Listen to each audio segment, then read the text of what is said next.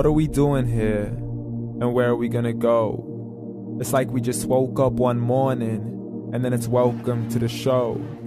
Don't ask any questions, just go with the flow. Make as much money as you can, and try your best not to get broke. Copy everything you see on the TV, from the hairstyles to the clothes, and don't think too often, just do exactly as you're told. And if you ever get confused, then just turn towards the alcohol. You'll still hear your thoughts, then just turn up the radio as you learn to live a lifestyle of drugs, sex, and rock and roll. But in all honesty, I just need to know, is there more to the cycle than growing and getting old? Living and dying just to leave behind a happy home and a whole lot of property that somebody else is going to own. I just really need to know before the casket's closed, 'cause I'm not willing to gamble with my soul, nor am I ready to take any chances. These are just simple life questions, and I'm just searching for some answers. Like, what are we doing here? And what is our purpose? How did we get here, and who made us so perfect? And what happens once we go, or is this world all really worth it?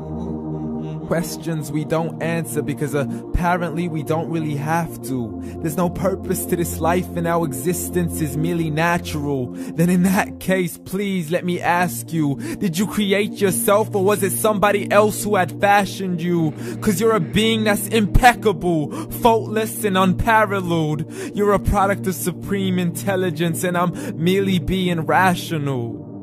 For there isn't a camera on this earth that can come close to the human eye, nor a computer that can compete alongside the human mind. And if the whole world was to come together, we wouldn't be able to create a single fly.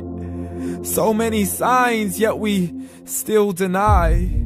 As science tries to justify that all this could come from none, when it's a simple sum. 0 plus 0 plus 0 cannot possibly ever give you 1. So from where did all this order come? For everything has its origins, a maker, a creator of its own. I mean, the only reason you're watching this video is because somebody had to press upload. So we can believe in the Big Bang, but I'd rather believe in He who caused it to explode. Allah, the creator of everything along with every single soul. The ever-living, the master, the only one who is in control. Unlike his creation, beyond our imagination. And no, he's not a man, nor does he have any partners in association. He's on his own. And no, he did not ever leave us alone. Just like every manufacturer, he left us with an instruction manual. The Quran and Islam, and I'm sorry to jump to conclusions, but it's the only one possible. The only definition of God is the one and only supreme being. It's logical, a book with 0 contradictions, with miracles that are both scientific and historical, all revealed over 1400 years ago. Like the detailed description of the human embryo. The descriptions of the human embryo in the Quran cannot be based on scientific knowledge in the 7th century. To the mountains as pegs holding firm the earth below, and the 2 seas that don't mix in a complete separate flow. To the planets in orbit, alternating night and day as they stay in flow. The expansion of the universe and the creation of everything from H2O. To the stories of the past and the preservation of Pharaoh. To identifying the lowest point in the land where Persia defeated Rome. The gushing fluid that created man in the glands between the ribs and the backbone. And not a word has changed, it's still the same. So please explain how all this was known over 1400 years ago. To a man who couldn't read or write, as he would recite whatever the angels spoke. And if you still don't believe, please try to come up with something that's even close. But you can't, so we took God as a mockery and his messengers as a joke. Muhammad could not read or write.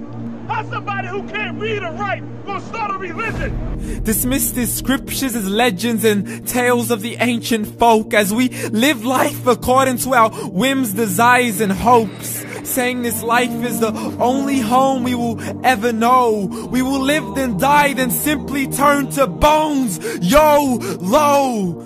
Correction, after the grass dies, the rain arrives and it regrows, and Allah promises to do the same thing to your very soul and bring you back from your very fingertips to your toes, as the all-seeing supreme being watches us so close, and we are surely being tested in our wealth, our health, and our self, and everything that we've been blessed with. So believe, for we will surely be resurrected and be brought back to our Lord and account for every single deed, as He hands us our books and orders us to read.